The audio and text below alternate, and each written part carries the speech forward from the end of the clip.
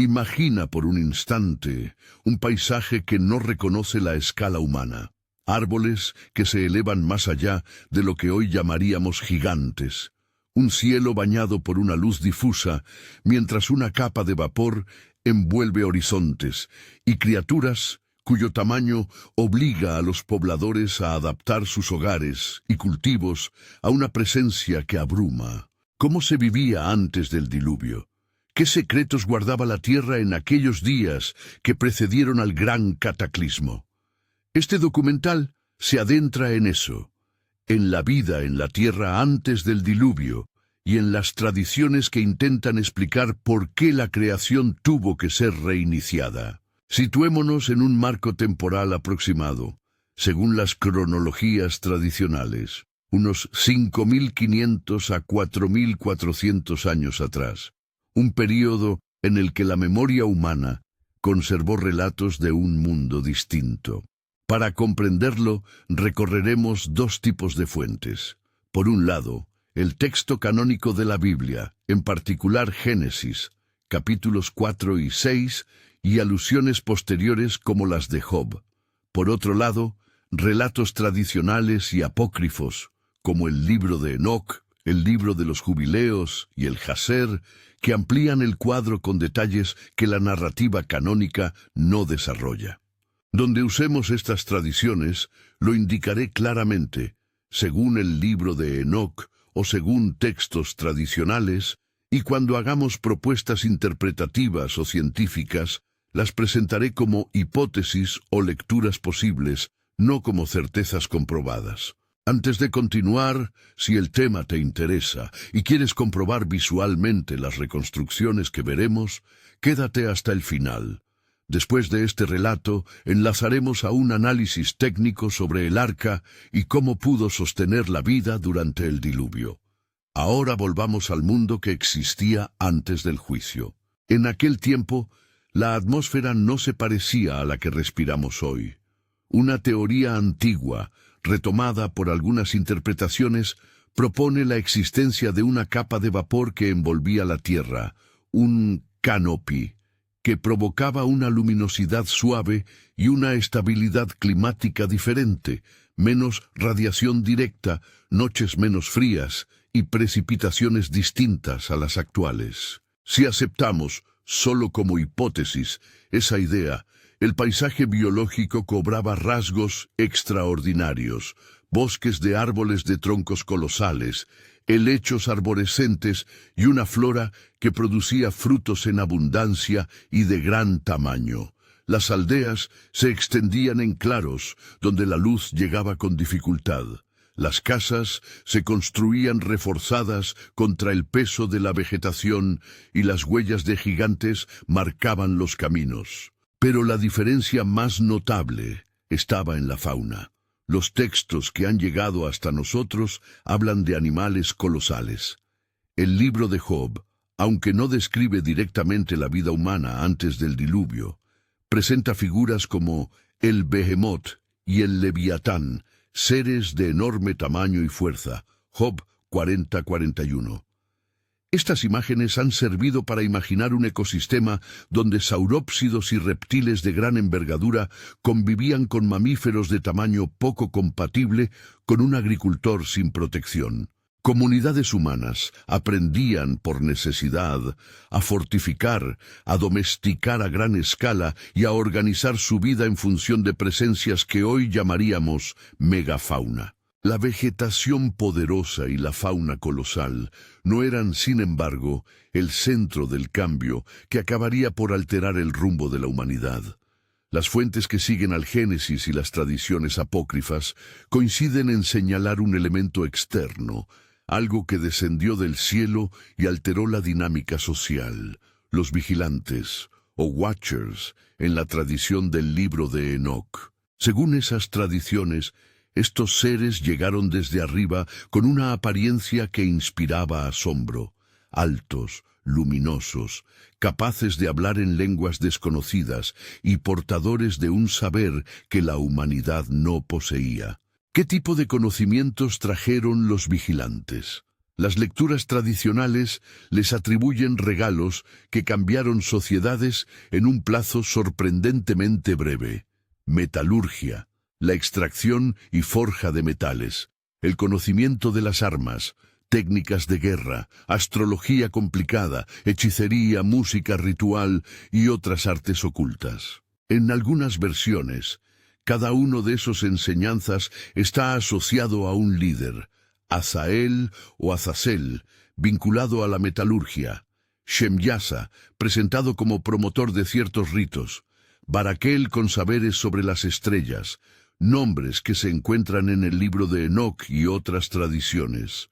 Es imprescindible recordar, estas descripciones proceden de textos apócrifos y tradiciones antiguas, y no forman parte del canon bíblico en muchas confesiones. Por ello las citamos como según algunas tradiciones. Visualicemos la llegada, de la nada, unas luces en el cielo, figuras que toman forma en la llanura y que, en su primer contacto, son recibidas como mensajeros de un orden superior. Los pueblos escuchan, aprenden y aceptan. Durante un tiempo, los regalos parecen bendiciones. El trabajo del metal permite herramientas que ahorran esfuerzo. La astronomía ofrece calendarios precisos. La música ritual otorga cohesión simbólica. Sin embargo, cada innovación lleva un coste. El conocimiento de la fundición introduce armas que se usan para la opresión. La astrología se convierte en una clave para controlar voluntades. La música ritual y las prácticas conectadas a ella desembocan en cultos que priorizan la fuerza por sobre la justicia. Lo que estos relatos subrayan es algo que la historia conoce en otras épocas. La tecnología, sin una ética que la gobierne, puede amplificar la brutalidad humana. El catálogo de innovaciones no es neutro. Según el libro de Enoc, esos saberes se impartieron de forma deliberada y con efectos transformadores. No se trató solo de enseñar a tallar una herramienta, se ofreció un conjunto simbólico de poderes que, en manos de algunas élites, se volvió instrumento de dominio. Uno de los episodios más discutidos de estas tradiciones es la unión entre los vigilantes y las mujeres humanas. Génesis 6:1-4 menciona a los hijos de Dios, que vieron a las hijas de los hombres, y tomaron para sí a quienes quisieron, y añade, a aquellos días y también después hubo gigantes en la tierra, y también después, cuando los hijos de Dios se unieron con las hijas de los hombres, nacieron hijos de ellos, los valientes que desde antaño fueron hombres de renombre. Génesis 6:1-4. Esa breve referencia ha provocado siglos de interpretaciones. El libro de Enoc expande esta escena. Presenta a los vigilantes que no solo enseñan, sino que se unen a las mujeres humanas, engendrando una progenie que se distingue por su tamaño, rapidez de crecimiento y fuerza desproporcionada. Los Nefilim, o gigantes. ¿Cómo eran esos Nefilim, según las tradiciones? No como colosos vacíos de intelecto, sino como seres que, por su tamaño, alteraban las estructuras de poder y economía. Su crecimiento acelerado los colocaba por encima de la población común. Su fuerza física les permitía imponer tributos, requisar tierras y obligar a los humanos a trabajar en obras de escala monumental. Las ciudades se transformaron, murallas más altas, territorios sometidos, cultos y rituales que legitimaban la violencia. Los relatos evitan con razón el sensacionalismo gráfico. Hablan más de la perversa influencia social que de detalles gore. La presencia de los Nefilim judicialmente desbalanceó los sistemas tradicionales. La justicia dejó de ser equitativa cuando quienes imponían la ley podían hacerlo con la fuerza bruta. Pero la influencia fue todavía más profunda. Las tradiciones describen una corrupción de toda la carne. Esa fórmula, usada a veces por comentaristas para resumir la idea, sugiere una alteración que no se limita a la conducta humana. Se refiere a un cruce de límites entre especies, entre lo humano y lo no humano, que rompe el orden creado. Según algunas lecturas del libro de Enoc y del Jubileos, no solo se mezcló a los vigilantes con humanas, sino que se desarrollaron prácticas que cruzaron barreras naturales, hibridaciones, manipulaciones de animales y prácticas que alteraron la cadena alimentaria. Aquí es imprescindible mantener la cautela. Hablar de hibridación o de manipulación, en términos modernos, puede inducir a pensar en ingeniería tal como la entendemos ahora. Sin embargo, las fuentes antiguas narran cambios biológicos y sociales que fueron interpretados por sus contemporáneos como una fractura profunda del orden natural. Presentamos estas ideas como interpretaciones y símbolos que las comunidades antiguas usaron para comprender un mundo que se volvía impredecible. ¿Qué consecuencias ecológicas tendrían estas alteraciones? Un ecosistema dominado por megafauna y por especies híbridas pierde su equilibrio. Depredadores más eficientes exterminan presas. La sobreexplotación de recursos conduce al agotamiento de determinadas plantas y animales, y las prácticas de cultivo cambian en función de la demanda de élites que requieren alimentos en cantidades diferentes. Las fuentes sugieren cadenas alimentarias rotas y un declive en la calidad de vida para la mayoría. La ciudad de Caín y sus descendientes, asociados en las tradiciones con el desarrollo urbano y las industrias emergentes, nombres como Tubal-Caín o Jubal, aparecen vinculados a la metalurgia y la música. Contrastaban con el linaje de Set, que en algunas lecturas representa una fidelidad más sencilla y agrícola. Esa separación simbólica de linajes aparece en los textos como una fractura cultural profunda. De un lado, la tecnocracia y la violencia. Del otro, la continuidad de prácticas más domésticas y respetuosas del orden natural. A medida que la violencia social y la presión ecológica aumentaban, las señales del colapso climático emergieron. Volvemos entonces a la atmósfera vulnerable. Si existía el canopy, su estabilidad pudo haberse visto comprometida por acciones humanas y por procesos naturales. Las fuentes describen cambios, nubes densas, noches más frías, precipitaciones inusuales. Génesis narra un mundo donde la tierra estaba corrompida y llena de violencia. Génesis 6, 11, 13, y donde la respuesta divina aparece como una reacción frente a la corrupción generalizada. Las tradiciones apócrifas agregan imágenes poderosas. El fallo del manto vaporoso, la apertura de las compuertas de los cielos y el manar de las fuentes del gran abismo que rompen la estabilidad superficial del mundo. ¿Qué implican esas imágenes desde una lectura interpretativa? Una de las maneras de visualizarlo es pensar en una protección atmosférica que ralentiza el ciclo del agua. Su ruptura produciría lluvias torrenciales, la liberación de grandes volúmenes de agua subterránea y el colapso de ecosistemas costeros e interiores. Historias de ciudades siendo arrastradas por corrientes, valles que se llenan en cuestión de días y la sensación de que la tierra, como un organismo enfermo, necesitaba un reset. En el lenguaje de algunos comentaristas modernos se ha comparado el diluvio a una quimioterapia cósmica, una medida extrema para erradicar lo que se había vuelto nefasto.